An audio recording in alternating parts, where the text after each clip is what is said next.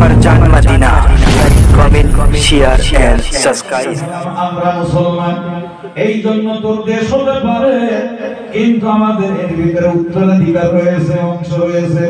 এই জন্য তোর দেশে যদি নিরাপদে বসবাস করতে চাও, তাহলে আল্লাহ ওয়ালাদেরকে ট্যাক্স দিয়ে থাকতে হবে, নইলে তোর দেশে আমি থাকতে দিব না। জোরে চিল্লা বলেন সুবহানাল্লাহ। কি সাহস! হ্যাঁ, বাদশাহদের খালেদ, এটা কিন্তু যুদ্ধের মাঠ না যে তুমি যা বলবে ভাই এটা আমার আশা, শুধু হুকুম করবো সহসাইলাম টুকরো হয়ে যাবে।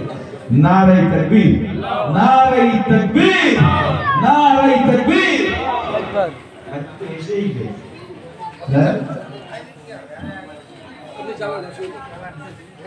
ওই যত টাইম আসবে, বেশি না, বেশি হলে 15-20 মিনিট পরে এসে যাবে ইনশাআল্লাহ। হ্যাঁ ভাই, আপনারা আনমনা হবেন না ভাই?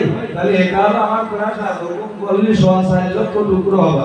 সবাই যদি একটা করে মারে, 4.5 লক্ষ টুকরো হবে না? খালেদ রাদিয়াল্লাহু তাআলা ধমক দিয়া বলতেছে, বেয়াদব লাগার, শুনে রেখে দে, আমি তোর প্রাসাদে ঢুকে তোর রাজ দরবারে ঢুকিয়া আমি তোর হাঁটুর উপরে হাঁটু দিয়ে বসেছি। আমি জানি তুমি একটা ধোঁকা এমন দিবা, তুমি একটা চাইল আমার সঙ্গে চলবা, এই জন্য তোর হাঁটুর উপরে হাঁটু দিয়ে বসে গেলাম। তুমি হুকুম করবা, আমি টুকরো হয়ে মারা যাব। তবে শুনে রেখে দে, আমার ঠিকানা জান্নাত হয়ে যাবে। তবে শুনে রাখ, এমন করে তুই যে হুকুম করবি, আমাকে তোর সিনারা টুকরো করে দিবে, এইটা তোর তুই চোখে দেখা অসম্ভব হয়ে যাবে। আমি খালেদ জিন্দেগিতে আমি মরে গেলে, আমি যে মরে গেলাম, এটা দেখা তোর নসিবে হবে না। তুমি যেই মাত্র হুকুম করবা, আমি সঙ্গে সঙ্গে তোর কল্লাটা উড়িয়ে দেব। এই জন্য হাঁটুর উপরে হাঁটু দিয়ে বসেছি, যাতে তুমি পালাইবার সুযোগ না পাও। সুবহানাল্লাহ বলেন না? তোর গোষ্ঠী যত সৈন্য আছে সবে শুনে তোর বাজু ধরে টানে, আর আমার হাঁটু যদি তোর হাঁটুর উপরে থাকে, তো তোর 4.5 লক্ষ সেনারও ক্ষমতা নেই যে তোর টেনে বের করে দিতে। বুঝলেন? ক্ষমতা ছিল খালেদ বিন ওয়ালিদের। ভাই খালেদ বিন ওয়ালিদ এই কথা নিয়ে একটু ভয় দেখাবার জন্য, মাঝে মধ্যে একটু ভয় দেখা দিয়ে, হ্যাঁ, খপ করে তলোয়ার বের করেছে, নারাই তাকবীর দিয়ে মাথার উপরে যেই ভূত দিয়েছে না, ও ধর্মের বাপ বলে খালেদের পা জড়িয়ে ধরেছে। সুবহানাল্লাহ বলবেন না? ডাক্তার তুই যেমনে বলবি তেমনে সত্যি হবে। হ্যাঁ, তোর ট্যাক্স দিয়েই বসবাস করবো। ভাই সন্ধি চুক্তিতে সই হলো, এমন করে তার উপরে সিলমোহর মেরে খালেদ বিন ওয়ালিদ তাকবীর দিয়ে তার রাজদরবার থেকে তিনি একেবারে নিরাপদে নির্বিঘ্নে ফিরে এসেছিলেন। তাহলে আল্লাহ নামের ধ্বনি ভাই পাওয়ার আছে না নেই? কি বলেন? কিন্তু সেই আল্লাহ নামের ধ্বনিতেই কিন্তু বন্ধু ভালো না, বন্ধু ভালো না। এই জন্য আমরা ফিরে আসি বাবারা। কিছু কিছু এখন বেরোছে, দেখবেন এই অবস্থা তো আপনি ঘুরে আসেন, দেখবেন এখানে সেখানে বসে ফ্রি ফায়ার খেলে আছে না, ঘাড়ের শীষে মারতে ওই মুসলমান কি বলে। হ্যাঁ ভাই, রাগ করবেন না সোনামানিকা। ভাই অস্ত্রে যতটা কাজ না হয়, আমাদের এলাকার কথা বলি, আমাদের এলাকার কথা, হ্যাঁ ওই 10টা আছে, 10টা ছেলে যুবক যাদের বংশমর্যাদা ভালো, গোষ্ঠীর জোর আছে, এইরকম দেখে থেকে 10টা ছেলে নেওয়া হয়েছে। আর তাদের মাইনেও দেওয়া হয় যে রাত্রি ঘুরিয়ে বেড়াও, কিরকম কি করতে, যেখানে ভাবি ওইখানে মিলিয়ে শোয়াই ফেলবে। বুঝলেন? অশ্লীল কাজ দেখে, হ্যাঁ, যেরকম ধরে সেখানে মারতে কি একদম হসপিটাল চলে। এটা তাসকেন্দ্রে দেখবেন, যেই দেখবেন তাসকেন্দ্রে 17, 80, 18, 80, আর ওইভাবে 10 জনের একটা গ্যাং তৈরি আছে। এইরকম 2-4 দিন একা একা ফেরে এসে এইরকম আমার যে অস্ত্রে যতটা কাজ না হবে, এইখানে অস্ত্রে যত কাজ না হবে, যাদের কাছে অর্থ দিয়েছে তারা যদি গোপনে গোপনে এরকম একটা বাহিনী তৈরি করে, 10 জনের একটা বাহিনী শুধু মার ওয়াজ হচ্ছে, পাবজি চলতে, ওইভাবে চালাতে হবে, কাছে আর কার এটা দেখতে হবে। এইবার 2-4 দিন যদি আসাম কামাই শুরু হয়ে যায়, এর সাইজ হবে না সমাজ। কিন্তু সেটা একটা ডাক্তার পেতে, হ্যাঁ রাগ করবেন না সোনার মালিকেরা, এগুলো দরকার ছিল। হ্যাঁ ভাইরা আমার, তো যে কথা বলছিলাম খালেদ বিন ওয়ালিদ তিনি হলেন আমার নবীর ভাইরা বউ। কি বউ বলেছি? ভাইরা বউ মানে শালীর ছেলে খালেদ বিন ওয়ালিদ। যদি মনে হুজুর সেটা কেমনে হয় আমি বলি। রাসূলের স্ত্রী ছিলেন কয়জন ভাই? কয়জন? স্ত্রী ছিলেন 11 জন। কয়জন? 11 জন। তার ভিতরে 1 নম্বর ছিলেন মা খাদিজাতুল কুবরা। নবীর বিবাহে আসার আগে আরো 2 জায়গায় বিয়ে হয়েছিল। রাসূলের বিবাহে আসার টাইমে ওনার বয়স ছিল 40 বছর, তার মানে বুড়ি, একদম বুড়ি, 40 বছর। আবার 40 বছরের মধ্যে লোক বিয়ে হয়, 40 বছরের নিয়ে লোক বিয়ে হতে যায়। তাহলে 40, 45, 50 বছরের মধ্যে লোকগুলো বিয়ে হয়ে যাওয়ার পর নামে কিছু দিতে এমনি আসবে না।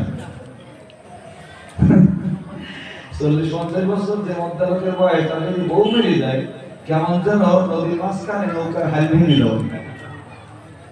নদীর মাঝখানে নৌকার হাল ভেঙে যায়। ওই তো যাই হোক, এমন করে মা খাদিজা হলেন প্রথম স্ত্রী। 40 বছর বয়স। রাসূলের বয়স 25। কত? 25। তাহলে 25 বছরের সুদর্শন যুবক বললে ভাই বেয়াদবি হবে নবীর সামনে। নবীর চেহারা সম্পর্কে আমার বলার ক্ষমতা নেই, কত চেহারা বলে শেষ করা যাবে না।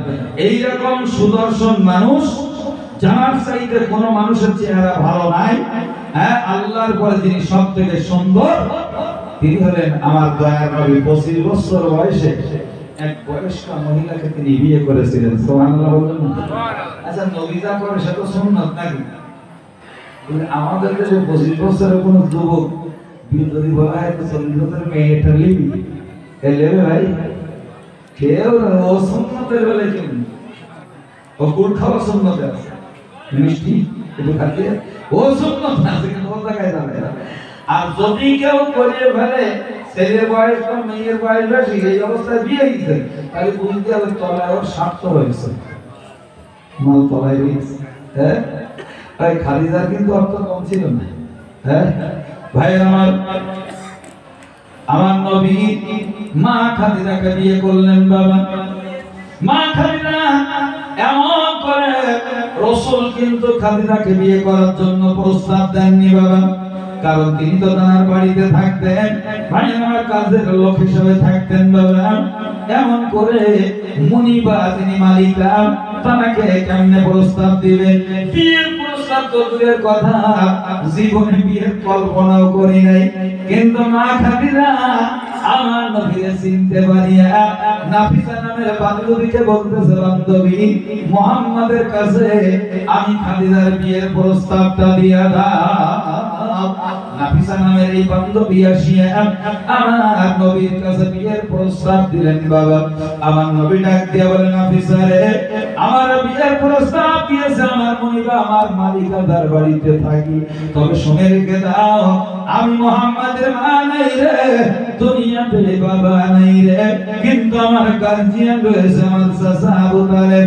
শুনে রেখে দাও আমার গার্জিয়ানের পারমিশন ছাড়া কিছু বলতে পারি না। জোরে জোরে বলেন সুবহানাল্লাহ। ভাই এখানে সুবহানাল্লাহ এই জন্য যে বাবা এখনকার জামানায় ছেলেরা তো পারমিশনই নেয় না। আর বিশেষ করে যদি এইরকম সম্পদের মালিকা যদি হয় কোনো মহিলা, তাহলে বিয়ে করতে মোটে পারমিশন লাগবে না। এদেশের যা বাপ জুটেছে আমাদের কপাল, লুবি বাপ আছে না, হাঙ্গর কম্বির মার্কা। এক ছেলে বিয়ে করেছে দাঁতুসুরা চোখটা মেয়ে, কিন্তু বিরাট ব্যাপার, 1.5 কোটি টাকা তার নামে আছে। দাঁতুসুরা চোখটা ও সিটি করে নেওয়ার টাকা আছে বলে বিয়ে করে বাড়ি এনেছে, বাপ খুব রাশ করছে। হ্যাঁ কেরাবো মানে দাঁতুসো এ বাড়িতে কোনো জায়গা হবে না, হাড়িতে ভাত হবে না, তাড়িয়ে দিচ্ছে বাড়িতে। ছেলে হাত ধরে কাব্বা রাশ করতেছে না, কেন নিছে জান? ভিতরে গিয়া সব ভিতরে গিয়া থাকো তুমি, তো ভিতরে থাকো দেখতে আছে সব তেরা দাঁতুসো তো সব আসছিল। তো ওই যে নাম ভিতরে মাল আছে কি মাল? এদের নামে 1.5 কোটি আছে টাকা। সঙ্গে সঙ্গে দুঃখী জড়াই ধরে ছেলে সবার সমুদ্রে চার বলতে বাপ তোর বেরেন ভালো, সব বুঝে খুব মারিছিস। এই এদাতে বাংলাদেশে আছে না নেই? হ্যাঁ, আর আমার নবী কি আদর্শ! আরে বাপেরা ওই গার্জিয়ান নিতেন, মার কথাটাই লেখছে না, চাচার কথা কেউ লেখ। কিন্তু নবী বলছে আমার মা না থাকতে পারে, বাবা না থাকতে পারে, কিন্তু গার্জিয়ান হিসেবে আমার চাচা আবু তালেব আলীর বাবা রয়েছে, আমি পারমিশন ছাড়া বিয়ে করতে পারি, অনুমতি দরকার। উনি গেলেন যেহেতু চাচা যার বাড়িতে রেখে আসছিলেন, সেই ধনবতী মহিলা আমার বিয়ের প্রস্তাব দিয়েছে। বাবা আর ভালোবাসা তো বেড়ে নেই, তো আমি জীবনে একটা মিথ্যা বলেছি কোনোদিন চাচা, তা বললাম তাহলে আজকে 25 বছরের যুবক হয়ে বুড়ি মহিলার বিয়ে করবার জন্য মিথ্যা বলতে হয়? চাচা তখন বুঝতে পেরেছি, তবে দেখাশোনা করে নিজে খুতবা দিয়েছিলেন, বিয়ে পড়িয়ে দিয়েছিলেন, বিয়ে হয়ে গেল। আমরা জানি, তবে আমার বক্তব্য হলো বিয়ের কাজে শয়তান লাগে, শয়তান লাগে। হ্যাঁ, এই জন্য আল্লাহ রাসূল বলেছেন 3টে কাজ দেরি করতে নাই। কয়টা কাজ?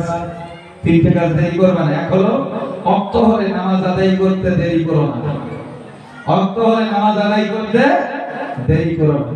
হ্যাঁ, হযরত আলীকে রাসূল বোঝাচ্ছেন, আলী 3টে কাজে দেরি করবে না। এক নম্বরে ওয়াক্ত হলে নামাজ আদায় করতে দেরি করবে না, কারণ শয়তান এমন ফিতনায় জড়িয়ে দেবে নামাজটা চলে যেতে পারে। এই জন্য ওয়াক্ত হওয়ার সাথে সাথে নামাজটা আদায় করবা। যারা বলেন সুবহানাল্লাহ। আর যদি জানাজা আসে, মাইয়াত সামনে এসে গেলে জানাজা পড়তে দেরি করবা না। হ্যাঁ, আল জানাজাতু ইযা হাজার, মাইয়াত উপস্থিত হলে জীবনে জানাজা পড়তে দেরি করতে নাই।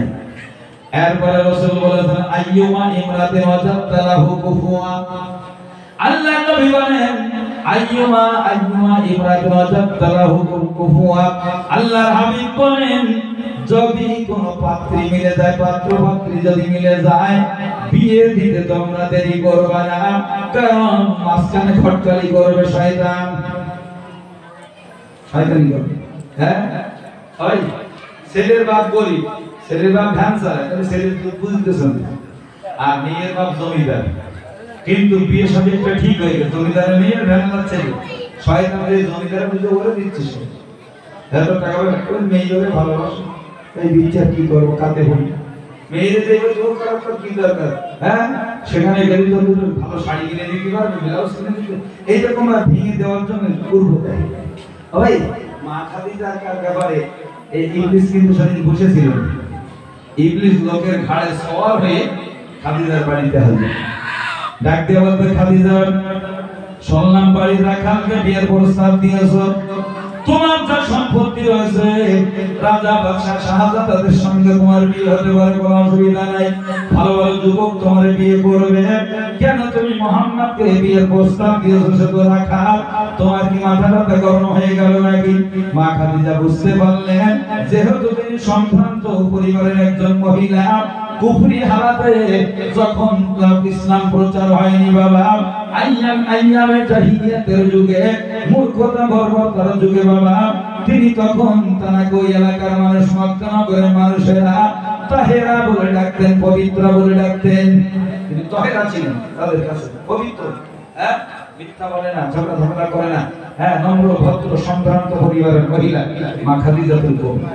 হ্যাঁ ভাই, আমার কথাগুলো ঠান্ডা মাথায় বোঝার চেষ্টা করে।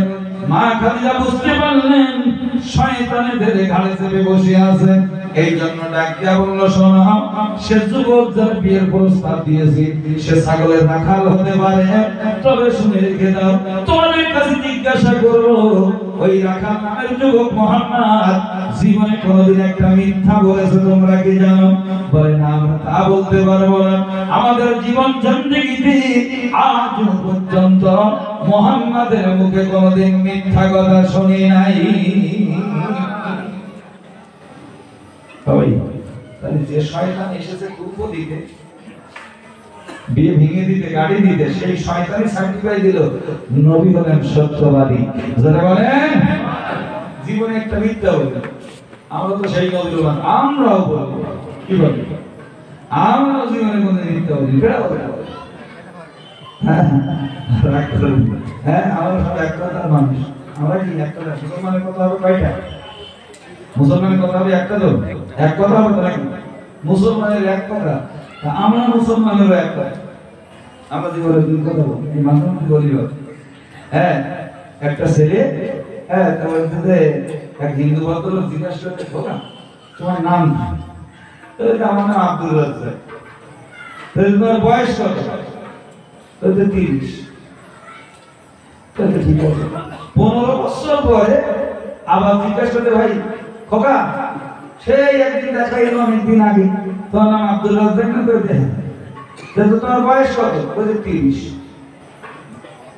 কত বছর পরে? 15 বছর পরে 30 টাকা না 45? তবে 30। তাহলে সে কি আসছে?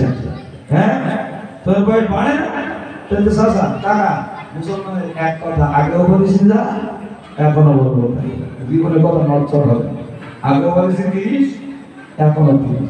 আমার সেই সাব্বা আগেও পড়িনি নামাজ, অসময়ে পড়বো না, মানে মুসলমান এক জায়গায় দাঁড়িয়ে থাকবো, নড়চড় হবে।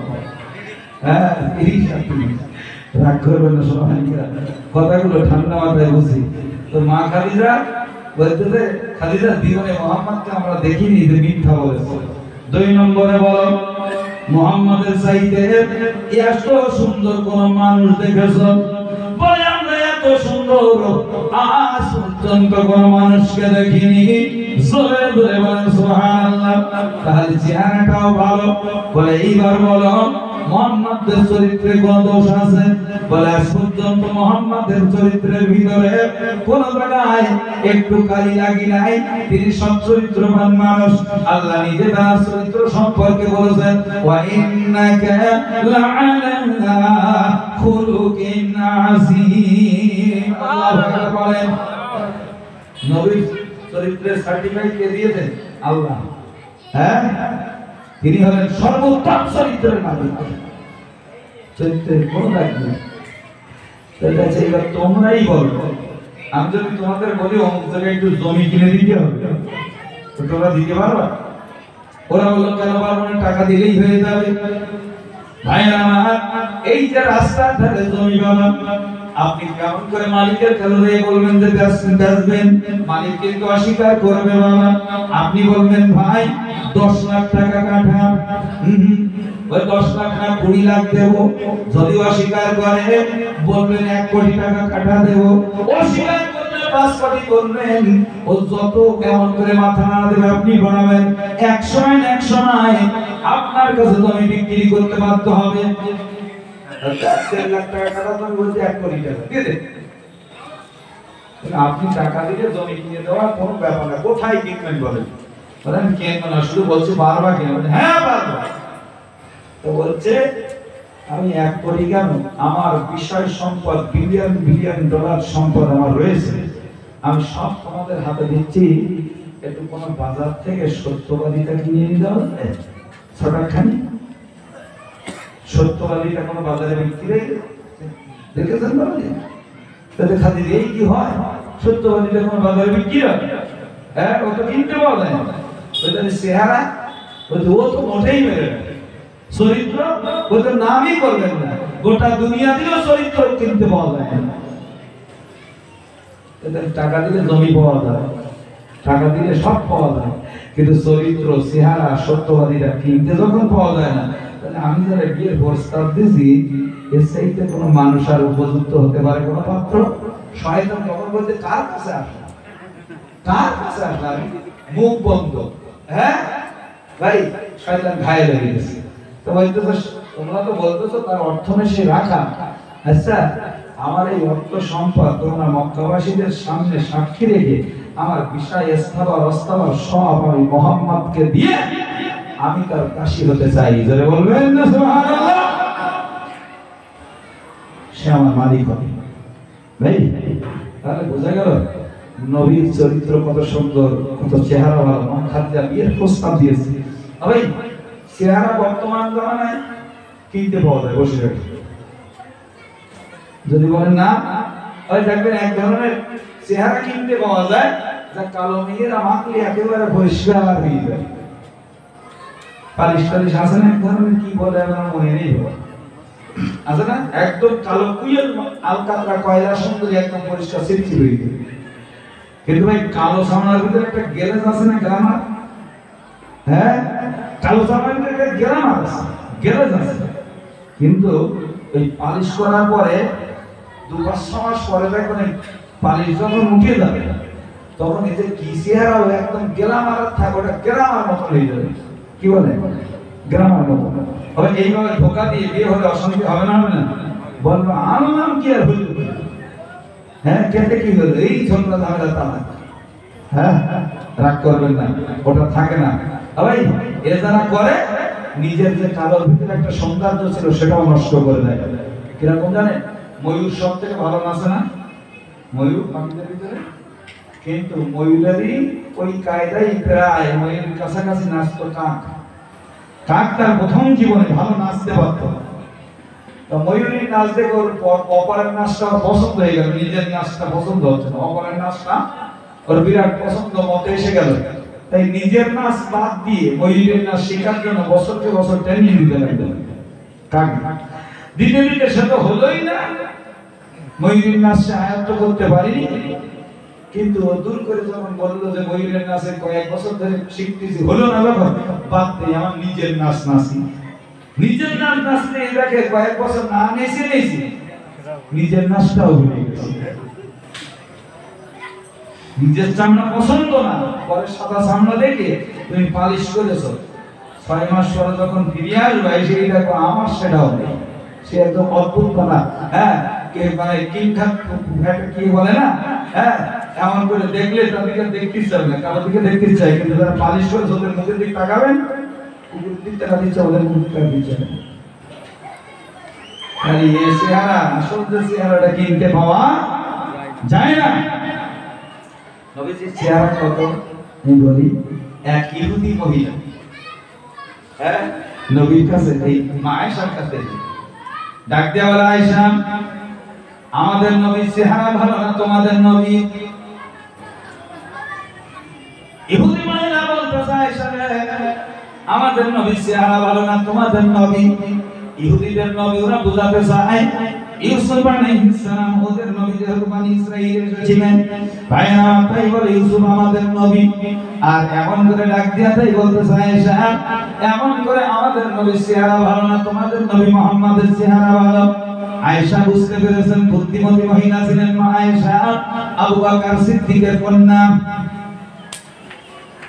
ডাক দিয়ে বলতেছে, শোনো মদিনার মানুষেরা, মহিলারা আমার সঙ্গে রেখে দাও, হ্যাঁ আমার নবীর চেহারা কোন কিছুর সঙ্গে তুলনা করা চলে না। তবে আসমানেতে সূর্য দেখতে পাও, এর থেকে উত্তম হলো আমার নবী। জোরে জোরে বলেন সুবহানাল্লাহ। দুনিয়ার জমিনের মানুষের জন্য সূর্য উদয় হয় ফজরের নামাজের পরে, কিন্তু আমি আয়েশার সূর্য উদয় হয় এশার নামাজের পরে। এশার নামাজের পরে আমার সূর্য উদয় হয়। হ্যাঁ ভাই, এই কথা যখন বলেছে ইহুদি ভাইটা মানবে, ওরা তো তোমার স্বামীকে প্রশংসা করে গাছে তুলে দিচ্ছে। ভাই একজন মহিলা একটা বাচ্চা হলো খুব সুন্দর, তাহলে সোনা বলে না আমাদের মধ্যে? আমার সোনা মানে মনা কথা কি বলে? তবে আসলে সোনা না, হ্যাঁ ভালোবাসা দিতে বলে সোনা। কিন্তু যে মহিলাটার ছেলে কালো, সে মহিলাটাও তো কালো, ছেলেটাকে সোনা বলে না, কয়লা বলে? সোনা বলে।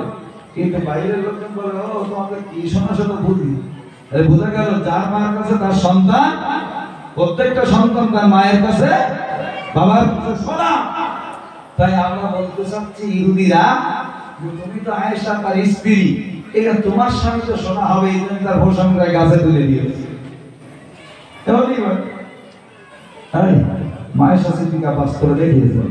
মা আয়েশা সিদ্দিকা বলেন, জগতের মানুষেরা শোনো, আমাদের বাড়ির ভিতরে রাতের অন্ধকারে প্রদীপ জ্বালাবার মতন মাঝে মধ্যে কেরোসিন থাকতো না, তেলবাতি থাকতো না জ্বালাবার মতন।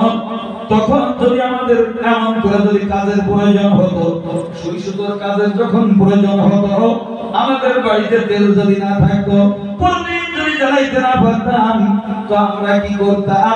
হাতে সুসার সুতো লইয়া নবীদের সামনে যায় বসতাম, নবীদের নূরের আলো দিয়া সুসের চিত্র দিয়া সুতা ঢুকাইয়া আমরা নবীর সামনে বসে বসে খেতা সেলাই করতাম। সুবহানাল্লাহ বলবেন না? তাহলে নবীর চেহারা খেতা সেলাই হতো, সুসের চিত্র দিয়ে সুতো ঢুকতো। আর আমাদের মা বোনদের বলবেন সুতো ঢুকতি, দুপুর বেলায় ঢুকতে 3-4 বার সাউন্ড দিতে হবে।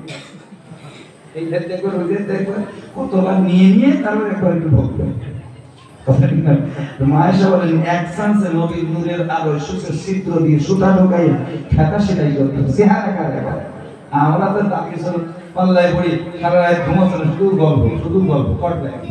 হ্যাঁ, আর এরকম পাল্লায় পড়লে তো এরকম চেহারা হলে কি হতো? হ্যাঁ, কত সুন্দর চেহারা আমার নবী।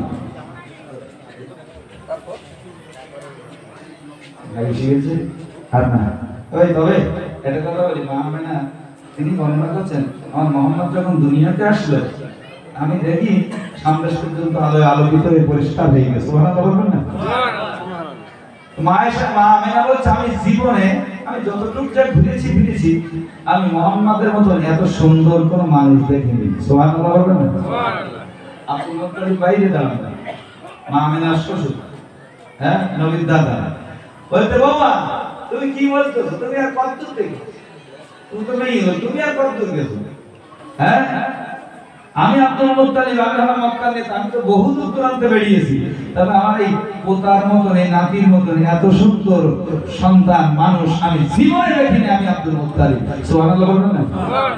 জিবরাইল আজকে মানুষের বেশে এসেছে, জিবরাইল মানুষের বেশে এটা তো আব্দুল মুত্তালিব আমার সেনা। আব্দুল মুত্তালিবের কাছে ঠিক আছে এটা সরদার জিবরি মানুষের বেশে, এই জন্য আব্দুল মুত্তালিব আমার সেনা। তাই না তো জানেন ফেরেশতাদের সরদার জিবরি। হ্যাঁ তাই নাকি? এটা আসার কারণ হয়তো ওই যে বললেন, হ্যাঁ তুমি আর কত দেখেছো আমি তাই দেখিনি। এই জন্য আমি জিবরাইলের সাথে জবাবটা দিলাম, আপনি আর কত দিন ঘুরিয়েছেন সারা দুনিয়া। আমি ইচ্ছা করলে দিনের ভিতরে কয়েক লাখ বার ঘুরতে পারি, আমার সে কমার আল্লাহ দিয়েছে। তো আমার জীবনের শুরু থেকে নিয়ে আমি আদম থেকে নিয়ে সমস্ত মানুষকে দেখেছি, মেয়ে লোক দেখেছি, মদ্দা লোক দেখেছি, আমি সমস্ত নবীদেরকে দেখেছি, আমি সমস্ত ফেরেশতাদেরকে দেখেছি, আমি সমস্ত জান্নাতের হুর গেলেমানদেরকেও দেখেছি, কিন্তু আমি মুহাম্মাদের মতন এত সুন্দর কাউকে দেখিনি। সুবহানাল্লাহ বলেন না? জিবরাইল বলছি, হ্যাঁ এত সুন্দর আমি কাউকে দেখিনি। যেই বলে আল্লাহ জিবরাইল তুমি দেখো না, তুমি দেখবা কোথা থেকে? আমি আল্লাহ বন্ধুর মতন সুন্দর করে কাউকে কোনোদিন সৃষ্টি করিনি। সুবহানাল্লাহ বলেন, নারে তাকবীর। আর লম্বা চওড়া না। আবার যদি কখনো কোনোদিন আসি মনে করিলেন নবীর 11 জন স্ত্রী সম্পর্কে একটু বলুন। আমি 11 জন স্ত্রীর নাম সম্পর্কে জীবন আলোচনা সেদিন করার চেষ্টা করব। এই যে বিক্ষিপ্ত কিছু কথা বলেছিল তো ছিল না, আস্তে আস্তে আমিও নেয়ে হতি নবীও শুনতে দিই। হ্যাঁ ভাই ভাইজান এসে গেছেন, বেয়াদবি হচ্ছে, আমি ওকে রেডি করলাম ভাষাগত ত্রুটি বিস্তুতি বলে, ভাই আপনারা মাফ করে দিবেন। আর কোরআন হাদিসের কিছু ত্রুটি বিস্তুতি ঘটলে আল্লাহ যেন মাফ করে দেয়। সাল্লাল্লাহু আলাইহি ওয়া আলাইহি ওয়া সাল্লাম মুহাম্মদ রাসূলুল্লাহ।